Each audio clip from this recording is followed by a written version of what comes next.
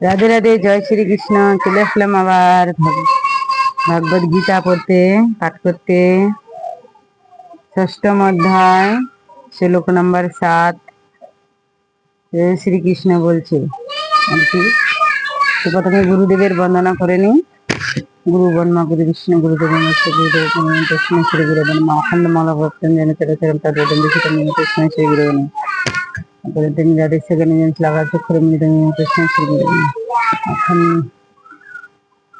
ওম নমো ভগবতে বাসুদেবায় নমঃ। ওম গণেশায় নমঃ, সরস্বতী নমঃ। চলো এবার শ্রীকৃষ্ণ বলছেন, অতএব তুমি সর্বদাই আমাকে স্মরণ করো এবং যুদ্ধ করো। আমাতে মন ও বুদ্ধি সম্পূর্ণ করলে তুমি আমাকেই পাবে। অর্থ,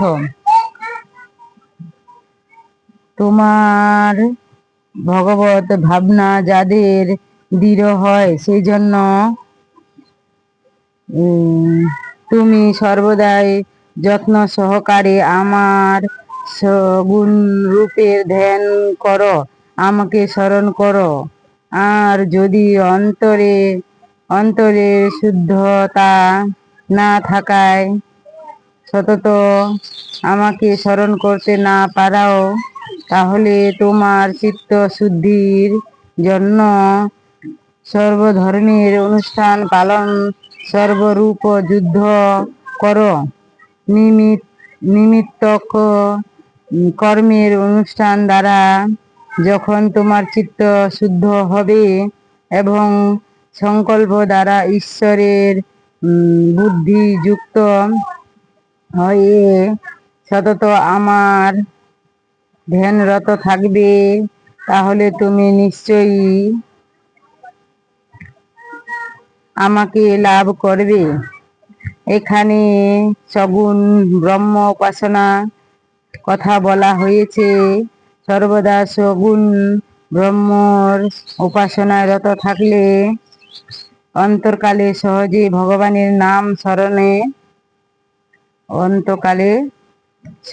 ভগবানের নাম স্মরণে আনা সম্ভব হয়। যারা নির্গুণ ব্রহ্মের উপাসনা করে তাদের জ্ঞানোত্ত প্রতির সাথে সাথেই অজ্ঞান নাশ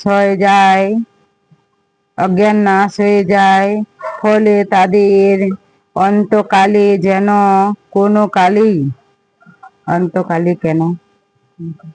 কোনো কালেই ভগবানকে স্মরণ করার জন্য পৃথকভাবে যত্ন করার প্রয়োজন হয় না। এখানে মনে হতে পারে যে সারা জীবন বোধ চিন্তা বা অপকর্মের প্রযুক্ত থেকেও শুধু মৃত্যুর সময়ে ভগবানকে স্মরণ করলেই কি সমস্ত পাপ ধুয়ে যাবে? এই আশঙ্কা নিরসনের জন্যই ভগবান বলেছেন, আগেই নিজেকে শুদ্ধ করতে হবে এবং তদ্ভাবাতীতা হয়ে থাকতে হবে। অর্থাৎ নিজের সংসারকে দৃঢ়তাপূর্বক সাধন দ্বারা তদ্গত চিত্ত করতে হবে। এটি না হয়ে থাকলে মরণকালে কখনোই হরিনাম স্মরণে আসবে না। কারণ মৃত্যুর সময়ে ইন্দ্রিয়, মন, বুদ্ধি প্রভৃতি অন্তর ব্যাকুল থাকে। পূর্ব অভ্যাস এবং দীর্ঘকালীন সংস্কার না থাকলে, সারা জীবন ভগবত নামে যুক্ত না থাকলে, দেহ পরিত্যাগের সময়ে ভগবানের নাম স্মরণ পথে উচিত হতে পারে না।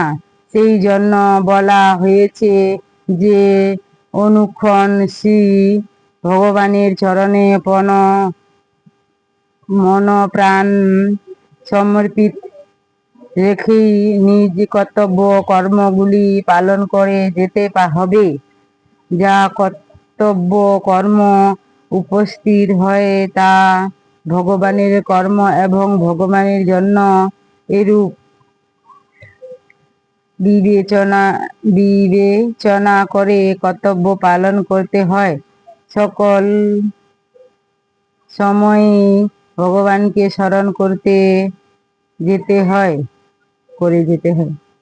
খাওয়া, শোয়া, নিত্য কর্ম, জীবিকা, এমনকি যুদ্ধের তম ঘোর কর্মের রত থাকা কালীনও ভগবানের নাম স্মরণ করতে হয়।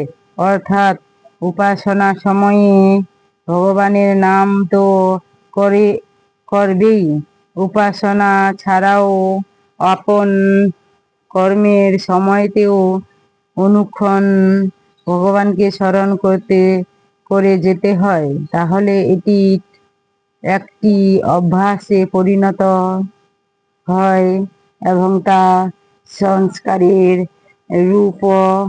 রূপান্তরিত হয়। মন বুদ্ধি সহ নিজেকেও ভগবানের সমর্পণ করে দিলে সমর্পিত প্রাণ ব্যক্তিকে শেষ সময়ে ভগবানকে স্মরণ করার জন্য পৃথকভাবে আর যত্ন করতে প্রযত্ন করতে হয় না। জয় শ্রীকৃষ্ণ। রাধে রাধে।